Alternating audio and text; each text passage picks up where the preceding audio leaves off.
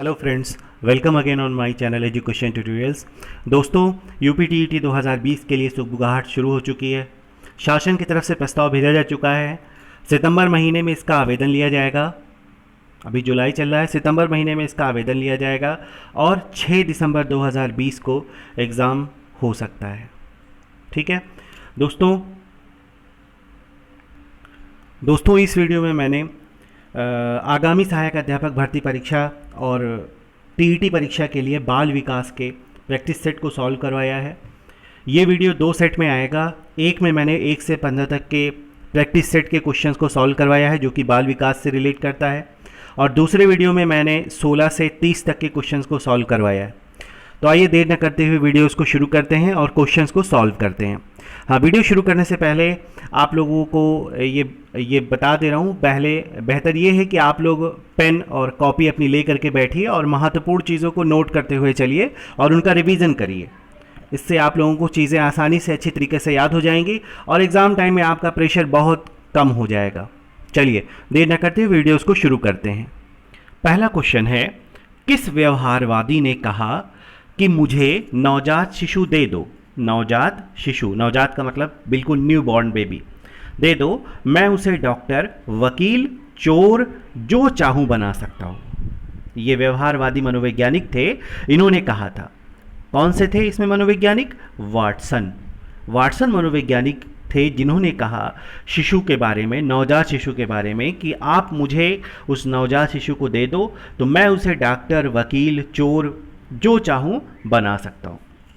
Watson ने 1919 में अपनी जो भी रिसर्च की उसमें इन्होंने बताया कि शिशु जो होता है उसमें मूलतः 3 संवेग होते हैं। शिशु जो होता है उसमें मूलतः 3 संवेग होते हैं। कौन कौन से? भय, क्रोध और प्रेम। 3 चीज़ होती है। जब न्यू बॉर्न बेबी पैदा होता है तो उसके अंदर 3 चीज़ें होती हैं। भय होता है, डर होता है, क्रोध होता है, गुस्सा होता है, तभी वो रोता है, और प्रेम भी होता है। ठीक है, तो इस तरीके से पहले क्वेश्चन का ऑप्शन नंबर सी करेक्ट हो जाएगा। चलिए एक परिभाषा बताइए, और ये बताइए कि ये परिभाषा किसने दिया है। बहुत ही इंपॉर्टेंट परिभाषा है, हम चाहते हैं कि आप लोग जवाब दें कमेंट्स बॉक्स में लिख करके। मनुष्य शिक्षा से मेरा अभिप्राय बालक तथा मनुष्य के शरीर, मस्तिष्क, आत्मा के सर्वांगीण सर्वोत्तम विकास से है। परिभाषा एक बार फिर से सुनिए। परिभाषा है कि शिक्षा से मेरा अभिप्राय बालक तथा मनुष्य के शरीर, मस्तिष्क, आत्मा के सर्वांगीण और सर्वोत्तम विकास से है। किसने दिया है परिभाषा? ये परिभाषा दिया था गांधी जी ने। ठीक है, ये परिभाषा गांधी जी की दी हुई है। ठीक है, चलिए अगले क्वेश्चन पे आ जाइए। परिभाषा नोट कर लीजिएगा, रिवाइज करते रहिएगा। अगले क्वेश्चन है आपका, प्राचीन या ग्रीक युग में किसका अध्ययन मनोविज्ञान का विषय था? ठीक है, प्राचीन या ग्रीक युग में किसका अध्ययन मनोविज्ञान का विषय था? आत्मा का अध्ययन। मनोविज्ञान के अंतर्गत आत्मा का अध्ययन किया जाता था। ठीक है, अगले क्वेश्चन पे आ जाइए। अगला क्वेश्चन है आपका, रुचि का संबंध निम्नलिखित में से किससे है? रुचि का संबंध योग्यता से नहीं है। रुचि का संबंध अवधान से है। अवधान जानते हैं क्या होता है? अवधान को कहते हैं हम लोग इंटरेस्ट। क्या कहते हैं? इंटरेस्ट। ठीक है, तो रुचि का संबंध किससे है? रुचि का संबंध अवधान से है। ये किसने इस संबंध को बताया था? मैकडूगल ने। किसने बताया था? मैकडूगल ने। इसको याद कर लीजिएगा। मैकडूगल ने कहा कि रुचि और अवधान, जिसको इंटरेस्ट कहा जा रहा है, ये एक ही सिक्के के 2 पहलू हैं। ऐसा कहने वाले कौन से मनोवैज्ञानिक थे? मैकडूगल ने। ठीक है, चलिए अगले क्वेश्चन पे आ जाइए। चौथा क्वेश्चन है कि विद्यार्थियों को विद्यालय में खेलना उचित है। मतलब बच्चे स्कूल जाएं तो वहाँ खेलें। क्यों खेलें? उनका शारीरिक, ये उन्हें शारीरिक रूप से सशक्त बनाएगा। ये तो घर पे भी खेल के हो सकता है। ठीक है, बिल्कुल, इससे कुछ ज़्यादा होगा। ये शिक्षकों के लिए काम आसान करेगा। ये चीज़ कभी नहीं सही हो सकती, आप तुरंत काट लेंगे इसको। ये समय बिताने में सहायक होगा। ये भी बिल्कुल गलत ऑप्शन होगा, आप इसको देखते ही काट देंगे।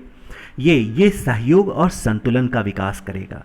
सहयोग, दूसरे के साथ सहयोग करना, ठीक है, अपने साथी के साथ संतुलन का विकास करना। ठीक है, विद्यालय में जब से खेलेगा बच्चा तो इसमें सहयोग, ये तो घर पे भी सशक्त हो सकता है, मोहल्ले में खेल के हो सकता है, लेकिन स्कूल में उसको क्या मिलेगा, उसको स्कूल में उसको सहयोग ना, उसका एक दूसरे के प्रति सहयोग की भावना जागृत होगी। इसीलिए विद्यालय भेजा जाता है, सिर्फ पढ़ने के लिए नहीं, उसके साथ बहुत सारी चीज़ें वो बच्चा विद्यालय में सीखता है। ठीक है, चलिए इसका ऑप्शन नंबर डी सही हो जाएगा। अगला ऑप्शन है राष्ट्रीय पाठ्यचर्या रूपरेखा 2005 के अनुसार शिक्षक की भूमिका। देखिए, शिक्षक कभी सत्तावादी भूमिका में नहीं हो सकता। सुविधा प्रदाता बिल्कुल करेक्ट होगा। आज की जो शिक्षा व्यवस्था है वो ये कहती है कि आप एक बालक को तमाम सुविधाएं उपलब्ध कराइए, बालक का विकास खुद ब खुद होगा, बालक का विकास खुद ब खुद होगा। अधिनायकवाद मतलब हीरो बन के क्लास में जाना ना, एक हीरो की तरीके से जाना और वो चीज़ें प्रेजेंट करना, नहीं ना, अधिनायकवाद नहीं है उसमें। अनुमति परक बिल्कुल नहीं, तो मतलब ये सारे ऑप्शन जो होंगे वो इनकरेक्ट होंगे। नहीं, टीचर जो होगा वो एक सुविधा प्रदाता होगा, बालक को विकास करने का मौका देगा और बालक खुद ब खुद उसका विकास होगा। तो इस तरीके से राष्ट्रीय पाठ्यचर्या रूपरेखा 2005 के अनुसार शिक्षक की भूमिका एक सुविधादाता की होती है। अगले ऑप्शन पे, अगले क्वेश्चन पे आ जाइए। अगला क्वेश्चन है आपका क्वेश्चन नंबर 6। कक्षा में बाल केंद्रित शिक्षा का क्या तात्पर्य है, मतलब बाल केंद्रित शिक्षा का तात्पर्य क्या होता है। ठीक है, कक्षा में सारी बातें सीखने के लिए शिक्षकों को आगे आगे होना, बिल्कुल नहीं, बिल्कुल नहीं, गलत है ये। शिक्षक द्वारा बच्चों को आदेश देने के लिए आदेश देना कि क्या किया जाना चाहिए, नहीं, शिक्षक बच्चों को आदेश नहीं देगा, बच्चा खुद ब खुद सीखेगा। वो बच्चों के अनुभवों और उनकी आवाज़ को प्रमुखता देना। देखिए, आपको ऑप्शन जो है वो खुद ब खुद समझ में आ जाएगा कि अनुभव और आवाज़ को प्रमुखता देंगे। इससे क्या होगा जानते हैं, इससे ये होगा कि बच्चा जो है वो अपना महत्व समझेगा और वो खुद ब खुद उसके अंदर इंटरेस्ट पैदा होगा ना। ये देखिए, अभी रुचि वाला पढ़ा ना आपने ना, बच्चे के अंदर रुचि खुद ब खुद पैदा होगी तो उसका विकास होगा। ठीक है, विकास होगा। तो इस तरीके से क्वेश्चन नंबर 6 का ऑप्शन नंबर सी सही हो जाएगा। ठीक है, इस तरीके से ये क्वेश्चन आपका हो जाएगा। अगला क्वेश्चन है आपका शिक्षार्थी द्वारा की गई गलतियां और त्रुटियां बच्चों को कमज़ोर और उत्कृष्ट चिन्हित करने का अच्छा अवसर देती हैं। ये तो कभी करेक्ट नहीं हो सकता। ठीक है, गलती करना, गलती तो करेगा ही क्योंकि वो बच्चा है, सीख रहा है। कमज़ोर, क्लास में उसको कमज़ोर चिन्हित करना, नहीं, बिल्कुल नहीं ना। शिक्षक और शिक्षार्थियों की असफलता का सूचक है, नहीं। गलतियां जो हैं उनके चिंतन, मतलब उनका जो चिंतन है उसमें समझने के अवसर के रूप में देखी जाती है ना। बच्चा हम किस तरीके से सोच रहे हैं या शिक्षक किस तरीके से सोच रहा है, बच्चा किस तरीके से सोच रहा है, ये अलग चीज़ें हो सकती है। वो किसी चीज़ को दूसरी तरीके से भी नज़रिए से देख सकता है। तो यहाँ पर चिंतन ना, उसके चिंतन को समझने के अवसर के रूप में देखना चाहिए। कभी ये नहीं करना चाहिए कि अगर जो बच्चा गलती कर रहा है हम उसके लिए उसको दंडित करें क्लास में, नहीं, दंडित नहीं करना चाहिए। वो उसकी गलती, उसका एक चिंतन है और उसको सुधारा जाना चाहिए। ठीक है, तो इस तरीके से आपका ये क्वेश्चन कौन सा ऑप्शन सही हो जाएगा, सी ऑप्शन करेक्ट माना जाएगा। अगला क्वेश्चन है आपका पियाजे के अनुसार 2 से 7 वर्ष के बीच एक बच्चा संज्ञानात्मक विकास की अवस्था में होता है। देखिए, पहले जीन पियाजे के बारे में जान लीजिए।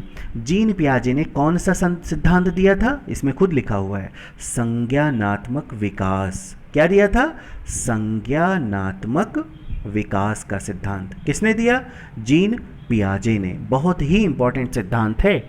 इनके सिद्धांत का नाम है संज्ञानात्मक विकास का सिद्धांत। इन्होंने सिद्धांत में जो चीज़ें मैं बताई, मैं उसको बारी बारी से करके बता दे रहा हूँ यहाँ पर। ठीक है, सबसे पहले इन्होंने कहा कि जो बच्चा होता है उसमें जो पहली अवस्था होती है वो होती है इंद्रिय जनित गामक अवस्था ना, गामक अवस्था। ये अवस्था कब से कब तक की होती है? 0 से, मतलब जब बच्चा पैदा होता है, और 2 साल तक की अवस्था होती है। ठीक है, इस अवस्था में बच्चा सिर्फ इंद्रिय के हिसाब से, इंद्रिय जो भी होती है उसी के हिसाब से एक्शन करता है, कार्य करता है। इसकी अवधि क्या होती है? 0 से 2 साल। याद रखिएगा, इंद्रिय जनित गामक अवस्था पहली अवस्था है। दूसरी अवस्था, ये तो पहली अवस्था हो गई। दूसरी अवस्था है पूर्व संक्रियात्मक अवस्था। पूर्व संक्रियात्मक अवस्था, ये आपकी कब से कब तक की होती है? 0 से 2 साल। 0 से 2 साल तक ये इंद्रिय जनित हो गई। इसके बाद 2 से 7 साल तक की पूर्व संक्रियात्मक अवस्था होती है। ये बात जान लीजिए, एग्जाम में आपका देखिए ऑप्शन में दिया गया, पियाजे के अनुसार 2 से 7 वर्ष तक की कौन सा अवस्था होता है? पूर्व संक्रियात्मक अवस्था। इसका मतलब इसका ऑप्शन 1 सही हो जाएगा। अब इसको पूरा जानिए। पूर्व संक्रियात्मक अवस्था में क्या होता है? पूर्व संक्रियात्मक अवस्था में भाषा का सबसे ज़्यादा विकास होता है। देखिए, जब बच्चा बड़ा होता है तो 3-4 साल में वो बोलना धीरे धीरे करके सीखने लगता है, उसका शब्द भंडार बढ़ने लगता है ना, उसका शब्द भंडार बढ़ने लगता है, बोलने लगता है। और 5 साल में तो कक्षा 1 में एडमिशन हो जाता है, तो वो बोलना बच्चा सीख जाता है। तो ये पूर्व संक्रियात्मक अवस्था की होती है अवस्था। ठीक है, जब बच्चा ऑफिशियली तौर से स्कूल में एडमिशन लेता है। इसमें बच्चा जो होता है, सबसे इंपॉर्टेंट बात जान लीजिए, बच्चा आत्म केंद्रित होता है ना। इसीलिए देखिए, जिद करता है बच्चा जो है, वो जो भी चाहता है मांगता है, जो भी चाहता है वो जिद करता है ना, क्योंकि वो आत्म केंद्रित, उसको लगता है जो वो कर रहा है वो एकदम सही है। उसको समझाने पर वो मानता नहीं है कभी कभी बच्चा जो है ना। ये अवस्था होती है जिसमें बच्चा आत्म केंद्रित होता है, केवल अपने ही विचारों को सही मानता है। ये सब इंपॉर्टेंट पॉइंट है एग्जाम के पॉइंट ऑफ व्यू से। बच्चा केवल अपने ही विचारों को सही मानता है। ये 2 से 7 साल तक होता है। फिर से एक बार देख लीजिए, पूर्व संक्रियात्मक अवस्था में क्या होता है? बच्चा आत्म केंद्रित होता है। पूर्व संक्रियात्मक अवस्था कब से कब तक होती है? 2 से 7 साल तक होती है। इसका जो चिंतन होता है उसमें भाषा का सबसे अधिक विकास होता है 2 से 7 साल तक की अवस्था में। 2 अवस्थाएं हो गई। तीसरी जो अवस्था होती है वो क्या होती है? मूर्त संक्रियात्मक अवस्था। अब बच्चा बड़ा हो रहा है। अब देखो, मूर्त संक्रियात्मक अवस्था 0 से 2, 2 से 7, 7 से 11 साल ये अवस्था होती है। इस अवस्था में क्या होता है? इस अवस्था में जो चीज़ें वो देखता है, मूर्त अवस्था देखता है ना बड़ी बड़ी, तो वो उसके बारे में चिंतन करता है। इस अवस्था में जोड़, घटाना, गुणा, भाग, लंबाई, चौड़ाई, इसको समझने लगता है। अब देखो, पिछली जो अवस्था थी जिसमें आप क्या था, इसमें पूर्व संक्रियात्मक अवस्था, उसमें बच्चा जो था वो क्या कहते हैं, आत्म केंद्रित था, मतलब अपने बारे में सिर्फ सोचता था, अपनी ही चीज़ों को सही मानता था। अब इस अवस्था में वो बदल जाता है, वो बाह्य केंद्रित हो जाता है। क्या केंद्रित हो जाता है? बाह्य केंद्रित। बाह्य केंद्रित क्या होता है? बाह्य केंद्रित का मतलब अब उसके अंदर जो चीज़ें होती है ना, वो अपने बारे में ना सोच के बाहर के बारे में सोचता है, बाह्य जगत के को महत्व देता है इसके, है ना। ठीक है, अब ये तीसरी अवस्था हो गई। चौथी अवस्था क्या है आपका? चौथी अवस्था आपका है अमूर्त संक्रियात्मक अवस्था। ठीक है, अब इस अवस्था में क्या होता है? इस अवस्था में चिंतन जो होता है वो अमूर्त हो जाता है। वो जिन चीज़ों को नहीं देखता है उन चीज़ों के बारे में भी सोचता है ना, और गहराई से चिंतन करना शुरू कर देता है। वो अमूर्त, जो चीज़ें उसके आँख के सामने नहीं है उसके बारे में भी वो सोचना शुरू कर देता है। और चिंतन में क्रमबद्धता आ जाती है। क्या आ जाती है? चिंतन में क्रमबद्धता ना, क्रमबद्धता आ जाती है। और तार्किक चिंतन मैंने बताया ना, तार्किक चिंतन। तो इस तरीके से जो जीन पियाजे जो थे उनका जो अध्ययन था वो बेसिकली कहाँ तक आया? अमूर्त जो था वो कहाँ से कहाँ तक आ गया? 11 से 15 साल। ठीक है, तो इन्होंने जो जिन बच्चों का अध्ययन किया वो बेसिकली 0 से लेकर के 15 साल तक के बच्चों का अध्ययन किया और उन्हीं के बारे में उन्होंने बहुत सारी चीज़ों को बताया। ठीक है, चलिए, इस तरीके से क्वेश्चन आपका 8th का 1 सही हो जाएगा। अगला क्वेश्चन है आपका, अगला क्वेश्चन है समावेशी